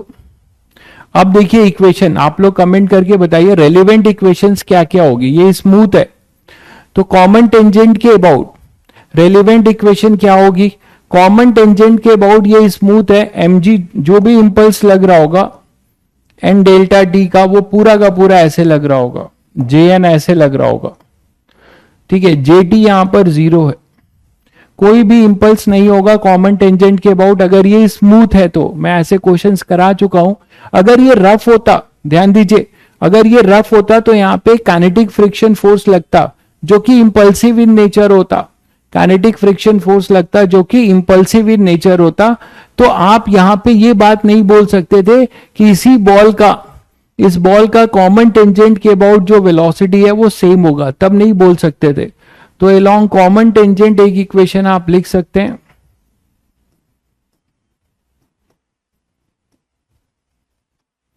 क्या, u sine alpha is equal to v sine beta. एक इक्वेशन तो ये हो जाएगा, u sine alpha equal to v sine beta, ठीक है। और दूसरी इक्वेशन आपके पास E की है, E क्या लिखेंगे, relative speed of separation upon approach. तो ये तो ग्राउंड है, ये तो रेस्ट पर है, तो ये आफ्टर कोलिजन इस वेलोसिटी से दूर जा रहा है इस तरफ। आ किधर से रहा है, u cos अल्फा से। तो E equal to v cos beta upon में u cos अल्फा। तो ये हमारी सेकेंड इक्वेशन होगी, E u cos alpha equal to v cos beta. ये सेकेंड इक्वेशन। कोई सोच रहा होगा कि सर इसमें लीनियर मोमेंटम नहीं लिखेंगे, लीनियर मोमेंटम नहीं लिखेंगे क्या? आपको मैंने बताया कि लीनियर मोमेंटम कंजर्वेशन एक बॉडी का नहीं होता है, मैंने उस दिन भी बताया था। लीनियर मोमेंटम की इक्वेशन आती कहां से है, इस बॉल के जेएन को लिखिए और इस ग्राउंड पे जो जेएन लग रहा है उसको लिखिए, दोनों को जोड़िए तो लीनियर मोमेंटम आएगा। तो इसमें तो हमें केवल जेएन इसका पता है, इसने ग्राउंड को जो जेएन दिया होगा उसका क्या हुआ है आप उसकी इक्वेशन नहीं लिख सकते। कहां पे कॉस बीटा होगा भाई? सब कुछ सही लग रहा है, सब सही है भाई, देख लीजिए, ठीक है। तो अब हमें क्या करना है, v निकालना है। तो squaring and adding both side,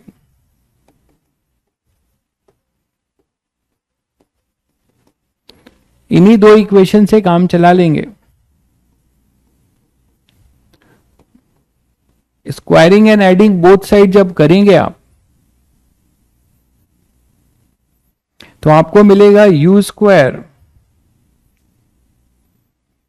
sign square alpha plus E square u square cos square alpha equal to, यहां पे आएगा v square sine square cos square theta sine square beta plus cos square beta 1 हो जाएगा। तो आपको यहां से v मिल जाएगा और वो मिल जाएगा u under root sine square alpha plus ई स्क्वायर कॉस स्क्वायर अल्फा।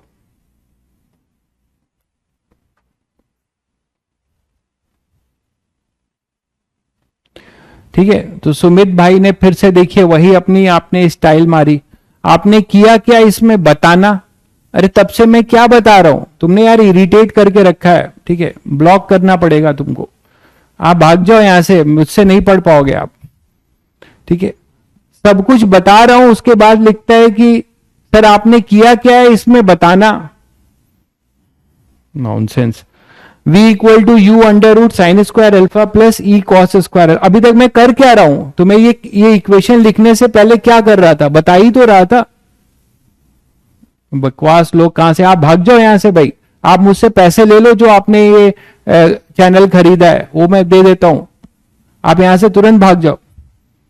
आप नहीं पढ़ पाओगे मुझसे, जाके पढ़ो जहां पे ये सब आपको बस P equal to m v बताया जाता हो।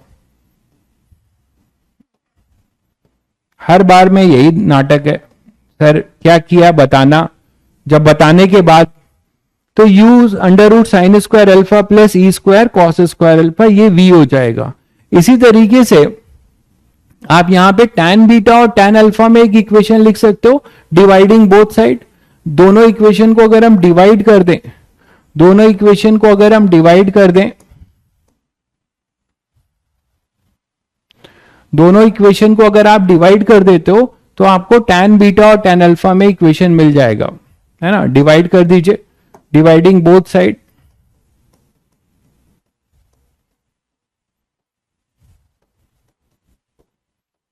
डिवाइडिंग इक्वेशन 1 और 2। तो इक्वेशन 1 और 2 को जब डिवाइड करोगे तो आपको क्या मिलेगा, tan beta is equal to, यहां पे अपने पास आ जाएगा कितना, tan alpha upon e, tan alpha upon e. तो बच्चों ये रिजल्ट भी आपके लिए बड़ा इंपॉर्टेंट है, ठीक है, ये कई जगह पे काम आएगा। बहुत बच्चे अल्फा इक्वल टू बीटा बोलेंगे क्योंकि उनको याद आ रहा होगा अपने क्लास 10 की पढ़ाई, angle of incident equal to angle of reflection, याद है, ठीक है, angle of incidence equal to angle of reflection, angle of incident equal to angle of reflection. तो एंगल ऑफ, अगर आप देखो ये कब होगा, if E is equal to 1, if E is equal to 1, ठीक है, तो E अगर 1 है तो यहां पे परफेक्टली इलास्टिक कोलिजन होगा, फिर परफेक्टली इलास्टिक कोलिजन। तो परफेक्टली इलास्टिक कोलिजन के केस में आप बोल सकते हो कि tan beta equal to tan alpha, या फिर beta is equal to alpha. तो बच्चों अगर परफेक्टली इलास्टिक कोलिजन होगा तो ये सब रिजल्ट आप यूज करेंगे बड़े क्वेश्चंस में। ये सब रिजल्ट जो है, ये छोटे क्वेश्चन के कुछ रिजल्ट्स बड़े इंपॉर्टेंट होते हैं, आप बड़े क्वेश्चंस में यूज करेंगे डायरेक्टली कि angle of incidence equal to angle of reflection तब होगा जब यहां पे परफेक्टली इलास्टिक कोलिजन हो रहा होगा। जब परफेक्टली इलास्टिक कोलिजन होगा तब इनके एंगल सेम होंगे। बच्चों क्लियर है यहां तक, आगे बढ़े भाई, ये क्लियर है सभी को?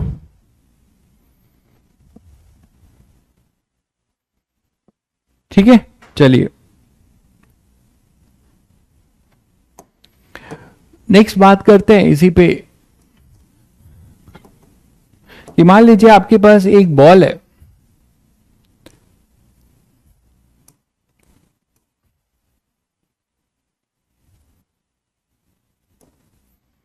ये कोलाइड करने के लिए जा रहा है किसी दूसरे बॉल से जो रेस्ट पर है, ये कोलाइड करने के लिए जा रहा है किसी और बॉल से जो रेस्ट पर है।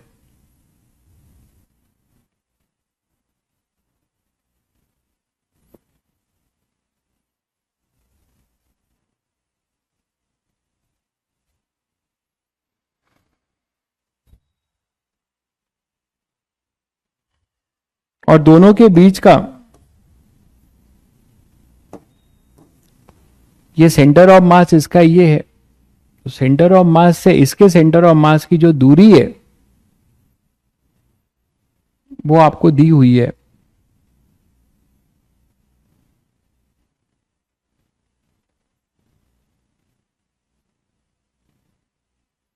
वो है डी। जनरल ले लेते हैं, दोनों का रेडियस आर है, दोनों का रेडियस आर है।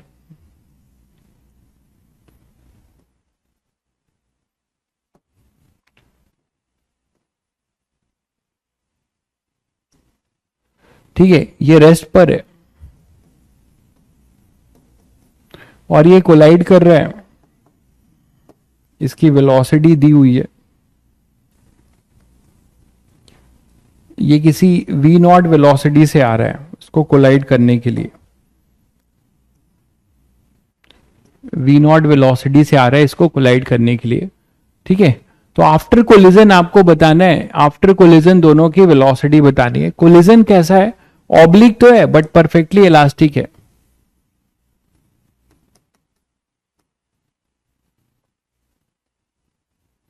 तो ऑब्लिक तो खैर दिख ही रहा है, तो बॉल ए है, ये बॉल बी है, ठीक है, दोनों सेम मास के हैं, दोनों के मासेस भी सेम है,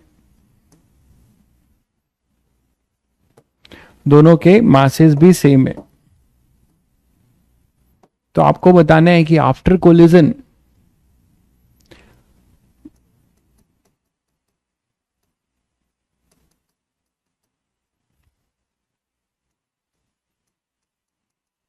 velocity of a and b, ठीक है, कोलिजन इज परफेक्टली इलास्टिक।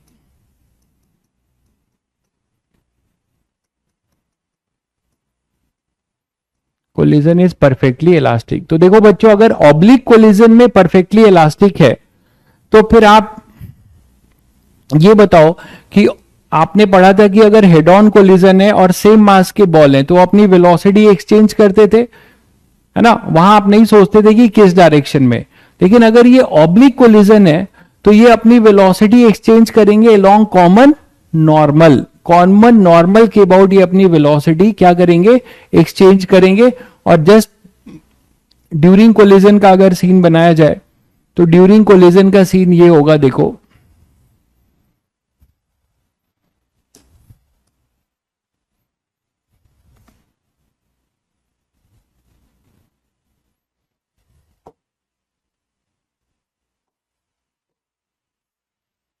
कि ड्यूरिंग कोलिजन मान लो ये इस पे आके ऐसे हिट करेगा, है ना, कहीं यहां पर ये किसी इसका जो सेंटर ऑफ मास है ना, ये कहीं यहां पर है, ये ऐसे आएगा, ऐसे हिट करेगा। तो ये जब हिट करेगा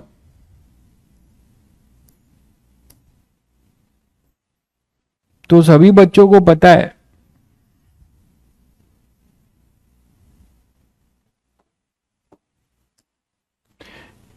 कि यहां पर अब कॉमन टेंजेंट और कॉमन नॉर्मल क्या होने वाला है। कॉमन टेंजेंट जो होगा वो ये होगा कॉमन नॉर्मल, और ये होगा अपना कॉमन टेंजेंट। बोलो, तो ये वी नॉट से आया था, देखिएगा। तो ये जो वी नॉट था इसके सेंटर ऑफ मास के अबाउट, ये जो वी नॉट था,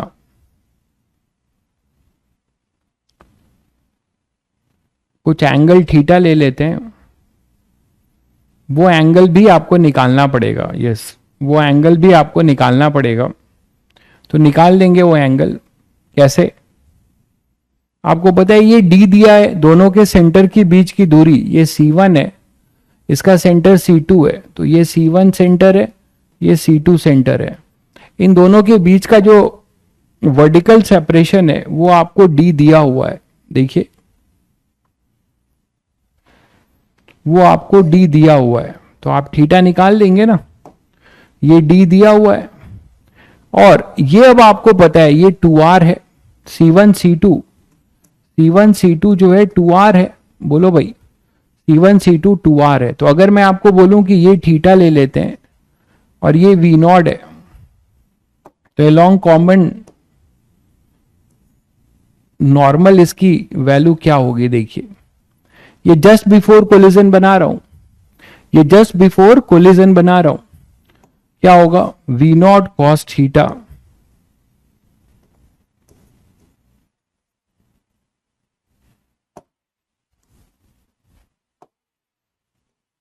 V नॉट कॉस थीटा, ये कॉमन नॉर्मल के अबाउट हो गया जस्ट बिफोर कोलिजन। और ये V नॉट साइन थीटा, ये कॉमन टेंजेंट के अबाउट हो गया। यही है ना अपना नॉर्मल, और ये अपना टेंजेंट है। बोलो भाई।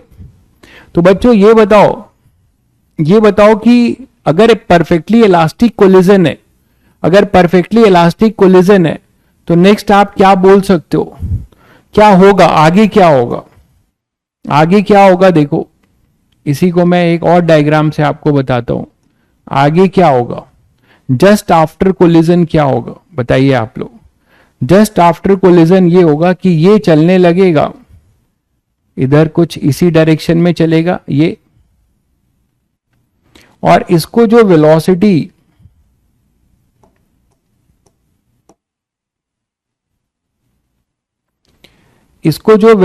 मिलेगी वो कौन सी मिलेगी बताएंगे? ये जो V नॉट कॉस थीटा है, ये E इक्वल टू 1 है ना, तो इस डायरेक्शन में वेलोसिटी एक्सचेंज हो जाएगी। बिल्कुल, बहुत बढ़िया भाई प्रांजल, इस डायरेक्शन में वेलोसिटी एक्सचेंज हो जाएगी। ये जो बॉडी है ये चलने लगेगा V नॉट कॉस थीटा से। ऐसा आप तभी कर पा रहे हैं जब ये परफेक्टली इलास्टिक है और सेम मासेस के हैं। वेलोसिटी एक्सचेंज हो गई और ये यहां से गायब हो जाएगा। ये वाली वेलोसिटी इसकी गायब हो जाएगी।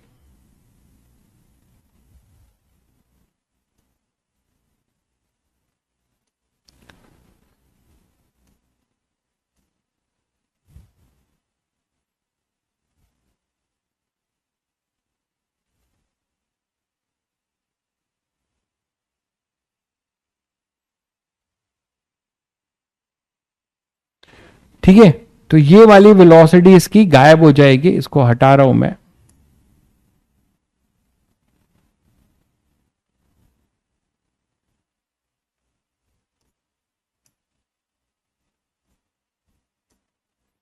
तो यहां पे ये वेलोसिटी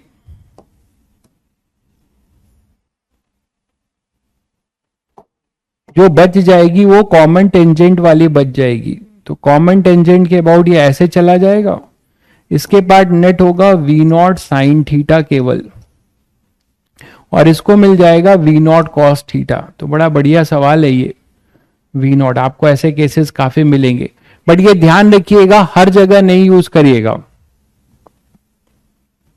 ठीक है, हर जगह यूज मत करिएगा, ठीक है, हर जगह यूज मत करिएगा, क्योंकि दोनों सेम मास के हैं तभी ऐसा हो पा रहा है।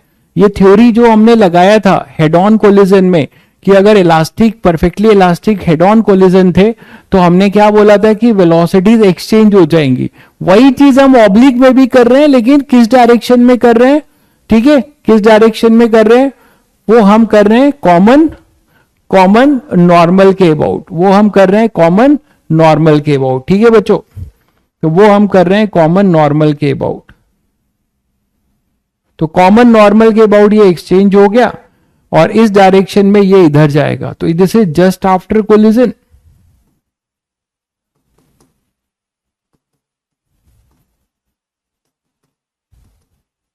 डायग्राम से आई थिंक सबको क्लियर होगा, and this is just before collision. और मैं ये डी मैं इसको यहां से गायब कर रहा हूं, ठीक है,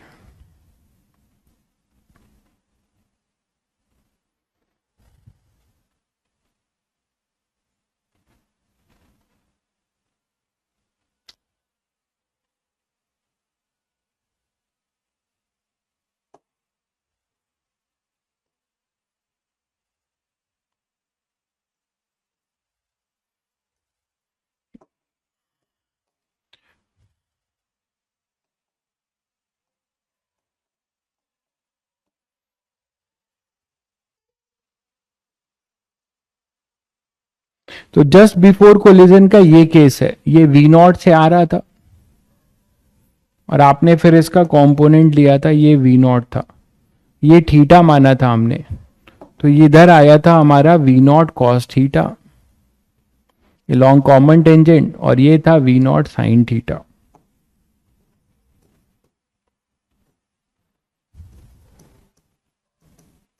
ये है आपका जस्ट बिफोर कोलिजन।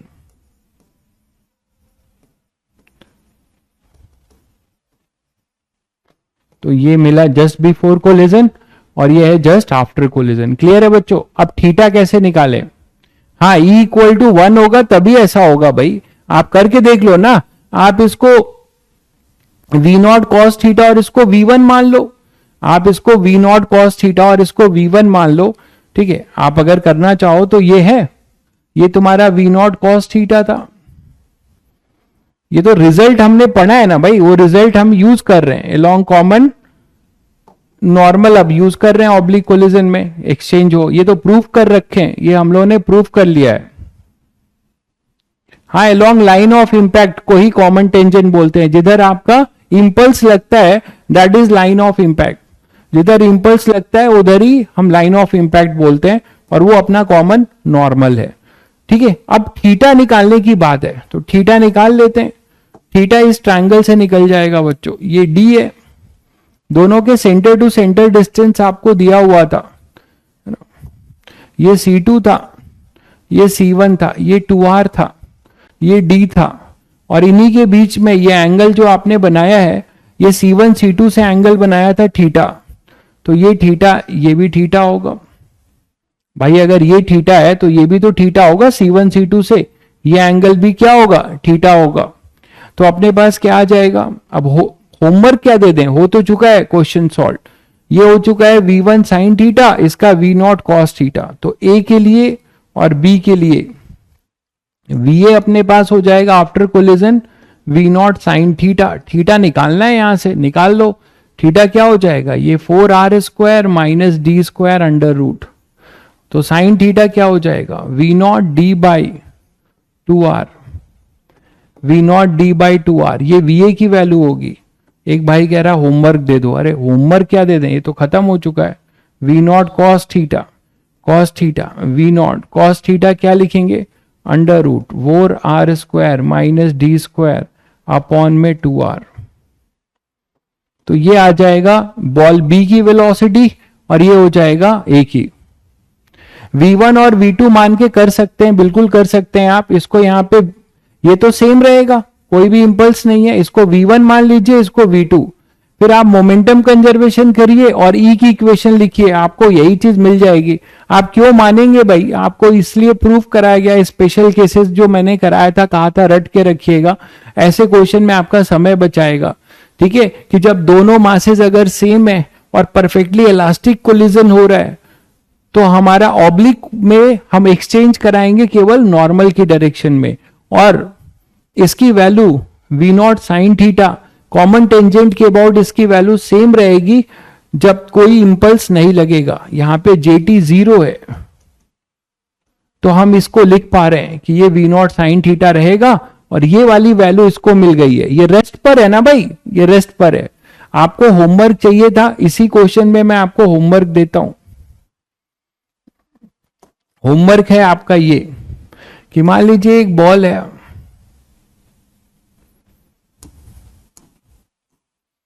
और ये दूसरा बॉल है, जस्ट यहां पे रेस्ट पे रखा हुआ है।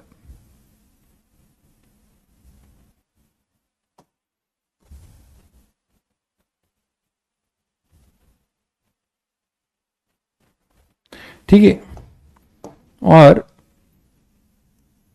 अब इन दोनों की बीच की जो वैल्यू है,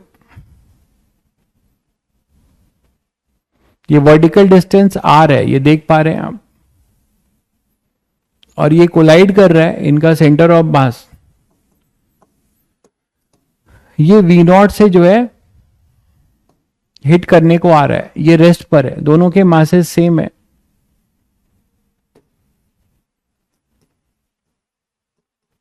अब परफेक्टली इलास्टिक कोलिजन नहीं है, ये तो आप देख पा रहे हैं कि ये दोनों, ये भी आर ही होगा, ये देख ही पा रहे हैं आप।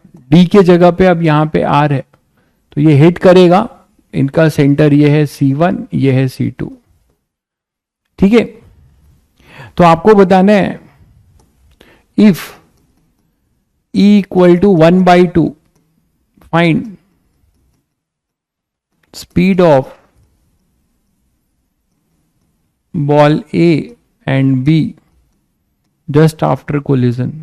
अब परफेक्टली इलास्टिक नहीं है, ऑब्लिक है और इनइलास्टिक है, तो करिएगा। ये A है, ये B है, तो ये अब आपका होमवर्क है, इनइलास्टिक कर दिया। ठीक है, ठीक है, तो ये अपने पास इनइलास्टिक कर दिया, तो ये रेस्ट पर ही है। अब आप वही थ्योरी अप्लाई करिएगा, कुछ कॉमन नॉर्मल और कॉमन टेंजेंट में इक्वेशंस लिख के। ठीक है बच्चों, चलो फिर आज के लिए इतना ही। ठीक है, आज के लिए इतना ही, कल मिलते हैं फिर। क्वेश्चन नंबर 12 ऑफ एक्सरसाइज 5, इसी चैप्टर का भाई दुर्गेश, इसी चैप्टर का। कहां का क्वेश्चन नंबर 12 की बात कर रहे हैं? क्वेश्चन नंबर 12 कहां का मॉड्यूल की बात कर रहे हैं? चलिए ठीक है, देख लेंगे। ठीक है, चलिए मिलते हैं।